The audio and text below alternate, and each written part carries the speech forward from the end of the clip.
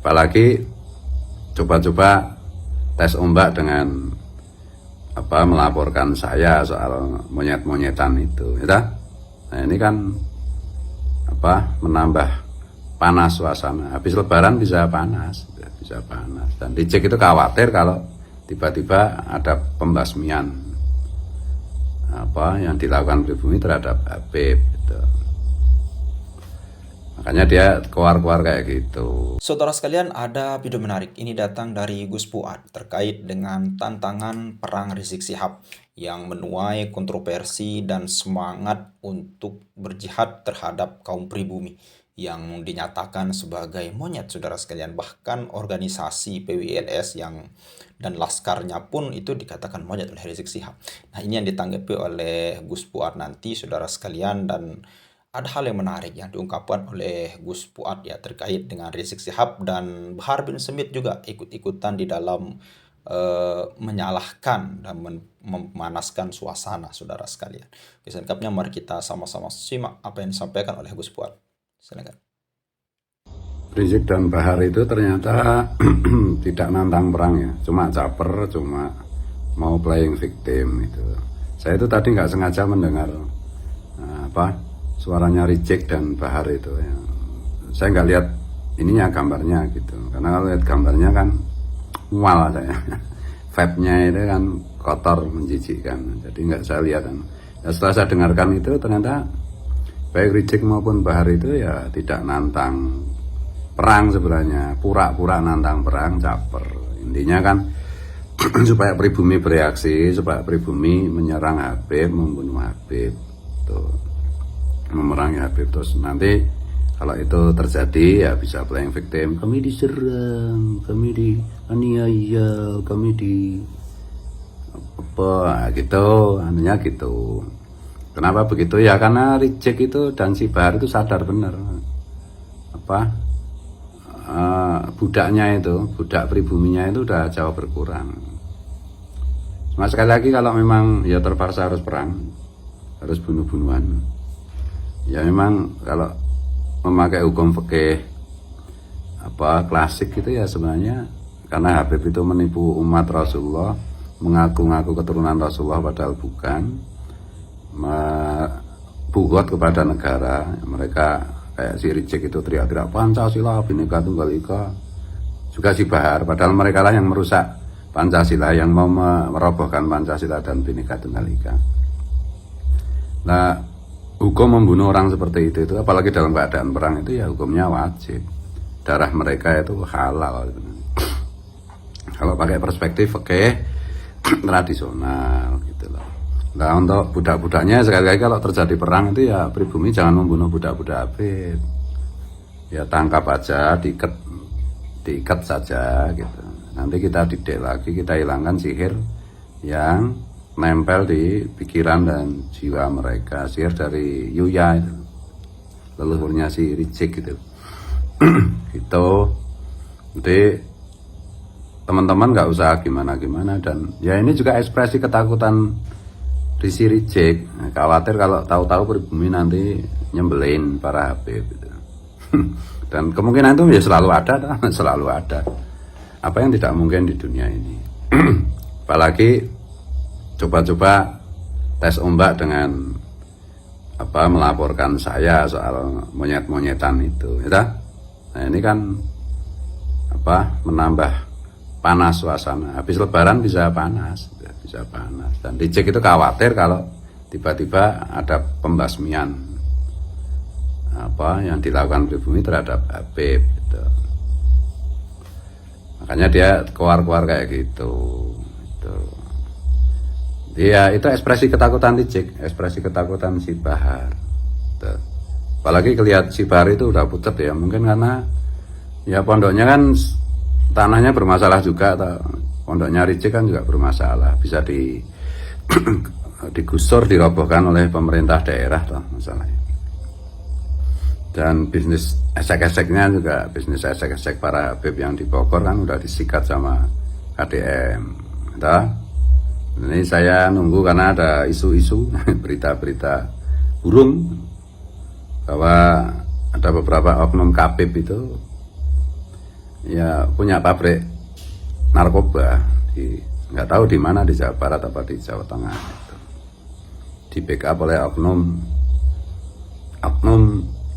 aparat. Ya kita lihat aja nanti gitu ya. Jadi udah cek, saya nasihat kedua ini, udah cek, udah ngaku aja kamu bukan keturunan Nabi di depan publik, berhenti memprovokasi orang. Memang reject sama si Bahar itu kan, kalau ngomongnya provokasi terus dan membolak-balikkan fakta dan kenyataan. Mereka yang mendukung ISIS, tapi mereka juga ngaku musuh-musuh Pancasila.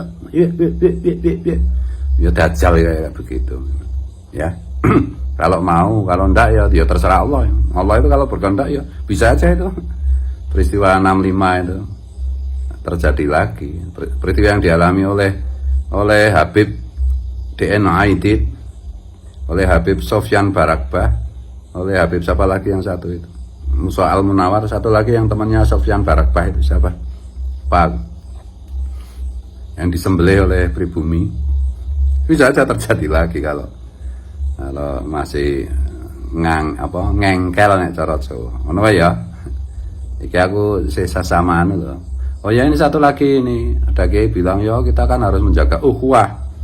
Ya memang Bapak Habibullah itu mengajarkan kita ukhuwah Islamiyah, ukhuwah sesama umat Islam, ukhuwah watoniyah, ukhuwah sesama warga bangsa negara, dan ukhuwah basyariyah, ukhuwah sesama manusia. Itu kan juga Mbak Wahab Hasbullah itu kan mengutip mutiara kata dari Sayyidina Ali karramallahu wajhah.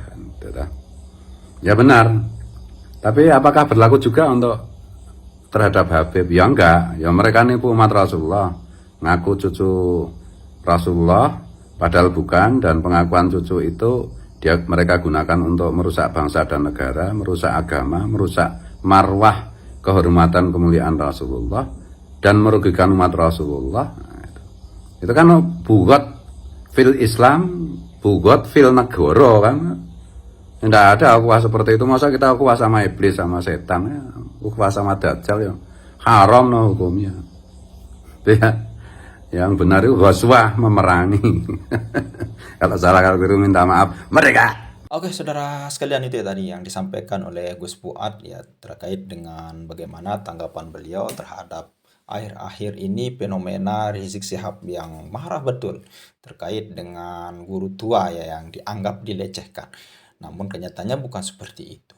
Nah, ternyata ini analisis dari Gus Fuad ya ketika beliau menyampaikan kenapa Rizik Syihab ini tiba-tiba nantang perang dan lain sebagainya. Ini adalah klaim fiktif, di mana Rizik Syihab ini sengaja untuk menantang perang kaum pribumi, sehingga kaum pribumi ini marah, lalu kemudian ketika marah mereka diserang misalkan. Nah, di sanalah tempatnya inti daripada apa yang akan direncanakan, yaitu seakan-akan nanti mereka klaim victim bahwasanya mereka disakiti, mereka dianiaya, mereka diserang, lain sebagainya. Padahal mereka sendiri yang menantang perang. Dan tantang menantang ini, kalau kita lihat track record dari Rizik Syihab, saudara sekalian, itu bukan hanya bukan hanya yang kemarin, saudara sekalian. Pada 2 atau 3 tahun yang lalu pun, atau 5 tahun yang lalu pun sudah menantang Kang Deddy Mulyadi untuk perang, gara-gara tidak tidak sesuai dengan apa yang dia inginkan, saudara sekalian. Namun itu tidak terjadi. Oleh karena itu memang yang dikatakan oleh Gus Fuad mungkin ada benarnya juga. Mereka sebenarnya tidak berani, hanya sekedar omon-omon saja. Hanya sekedar kuar-kuar saja. Namun di balik daripada eksekusi dari apa yang dia canangkan itu atau apa yang dia katakan itu tidak benar-benar terjadi. Dan saya yakin ketika ini memang ini benar-benar terjadi perang antara PWLS dan kawan-kawan dan pendukung Rizik Syihab, saudara sekalian. Saya yakin dari klan Ba'alwi paling cuma segelintir yang ikut, dan itu pun tidak di barisan terdepan. Pasti mereka barisan terbelakang. Seandainya pasukan Rizik Syihab kalah nanti, saudara sekalian, mereka paling dulu lari. Kenapa? Karena yang korbankan untuk paling depan berhadapan dengan saudara kita, kaum pribumi, saudara sekalian, ya para muhibin ini kita diadu, saudara sekalian. Sedangkan mereka hanya menonton dan memanas-manasi dari belakang. Ini akan terjadi. Coba kalau mereka tidak ada pribumi, mereka libatkan semua klan mereka, para habaib, saudara kan, mana mungkin mereka berani? Karena mereka sadar bahwa kelompok mereka ini kecil di pribumi ini. Nah, tapi kenapa mereka berani menantang perang panas mengatasnamakan umat Islam, saudara sekalian? Karena ada backingan dari para mukibin ini yang memang ada yang siap mati untuk membela mereka, saudara sekalian. Ya terbuai dengan doktrin ya yang luar biasa sekali kalau memang mereka ini berbicara. Nah, terkait dengan hal itu ada video menarik ini terkait dengan ancaman ya, Gus Fuad mungkin diancam untuk dipersekusi ataupun tantangan perang ini terutama oleh Rizik Syihab, menuai banyak kontroversi, menuai banyak reaksi dari berbagai kalangan. Salah satunya ini ada datang dari dua daerah, yaitu daerah Purbalingga dan daerah Kabupaten Klaten, saudara sekalian. Nah, ini dua-duanya menyatakan membela Gus Fuad dan siap berperang untuk Rizik Syihab. Nah, mari kita sama-sama simak apa yang mereka sampaikan. Silakan.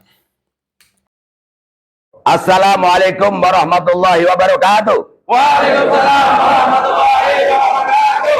Pernyataan sikap kami, masyarakat dan Laskar Sabilillah Kabupaten Purbalingga menyatakan: 1. Mengutuk keras statement Rizik yang mengatakan monyet-monyet kepada warga pribumi dan para jenderal, serta menabuh genderang perang melawan pribumi. 2. Kami masyarakat dan Laskar Sabilillah tidak takut dan siap melayani tantangan Rizik kapanpun dan dimanapun tempatnya. 3. Kami masyarakat dan Laskar Sabilillah menolak kehadiran Habib dalam bentuk kegiatan apapun di Kabupaten Purbalingga. 4. Kami masyarakat dan Laskar Sabilillah memohon kepada penegak aparat hukum untuk menindak tegas pernyataan Rizik yang berpotensi memecah belah dan mengadu domba sesama anak pribumi. Demikian pernyataan kami untuk merespon mulut kotor Rizik Syihab. Wassalamualaikum warahmatullahi wabarakatuh. Waalaikumsalam warahmatullahi wabarakatuh. Siapa kita?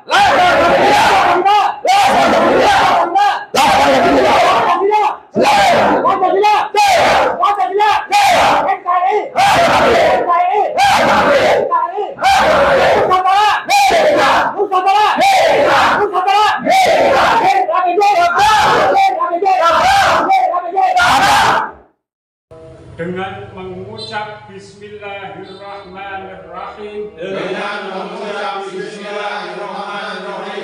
Kami segenap pimpinan daerah Perjuangan Wali Songo Indonesia, Laskar Sabilillah Kabupaten Klaten dengan ini menyatakan 1. Mendukung penuh Kiai Haji Muhammad Fuad Riyadi atau Gus Fuad Pleret untuk terus berjuang menjaga kemuliaan Kiai dan ulama Nusantara, menjaga nilai-nilai luhur Pancasila,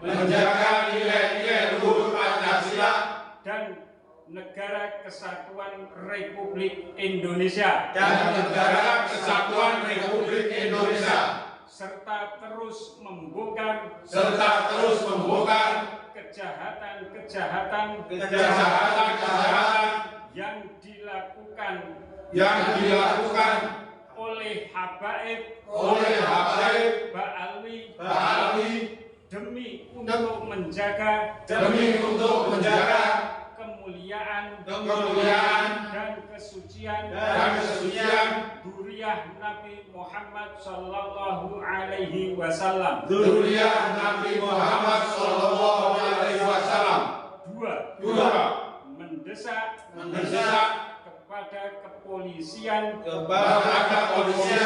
Republik Indonesia untuk menangkap dan memproses secara hukum saudara Muhammad Rizik Syihab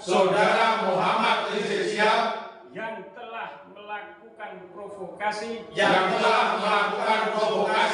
dan memecah belah umat serta mendesak kasus cat mesum saudara Rizik Syihab untuk dibuka kembali dan diproses secara hukum. Tiga, menolak Habib Idrus bin Salim Al-Jufri diangkat sebagai pahlawan nasional. Klaten 30 Maret 2025. NKRI Pancasila. Sallu ala Nabi Muhammad.